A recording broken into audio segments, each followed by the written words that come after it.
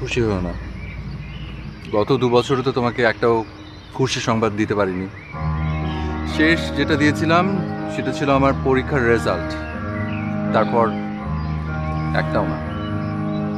আব্বার এক ছাত্র একটা বড় কোম্পানির অনেক গুরুত্বপূর্ণ পোস্টে আছেন, তো উনি দেখা করতে বলেছিলেন, দেখি কি হয়। তার মানে উনি একটু ভালোভাবে দেখলেই তো চাকরিটা হয়ে যাবে। নিজের স্বার্থ ছাড়া কজনই বা দেখে বলো?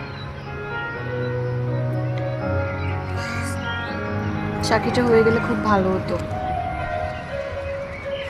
এই নিয়ে 6টা বিয়ে ভাঙলাম, তারপরও বাবা থামছে না, একটার পর একটা ছেলে দেখেই যাচ্ছে।